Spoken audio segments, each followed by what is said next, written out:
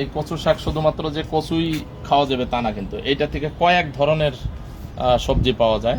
এক নাম্বার হলো শাক, দুই নাম্বারে এটার ফুল ভর্তা করে খাওয়া যায়, তিন নাম্বারে এটার যে লতি হয় সেই লতিগুলাকে ভ্যারাইটিস ভাবে পাক করে খাওয়া যায়। কখনো নারকেল দিয়ে, কখনো কাঁঠালের বিচি দিয়ে, কখনো অন্যান্য কিছুর সাথে মিক্স করে চিংড়ি মাছ দেওয়া, তারপরে ইলিশ মাছের মাথা দিয়ে ভ্যারাইটিস ধরনের খাওয়া যায়। তো এই একই ধরনের কচু শাক দেখা যায় যে আপনি সপ্তাহে 4-5 দিন 4-5 পদের করে বিভিন্নভাবে খাওয়া যায়। তারপরে শেষে যখন এটার সিজনটা শেষ হয়ে যায় তখন এটার গোড়ায় যে মুখিটা হয় সেই মুখিটাকেও এক ধরনের ডালের মতো তৈরি করে খাওয়া যায়।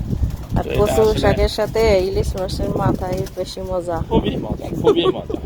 অতএব আপনার ছাদ বাগানে এরকম বোনারা কচু, যেটা আসলে গ্রামগঞ্জে প্রচুর হয়ে থাকে, কিন্তু গ্রামগঞ্জেরটা অনেকটা গলা চুলকায়, কিন্তু ছাদে যেহেতু রৌদ্র পায় এখানে গলা চুলকানিটা কম হবে।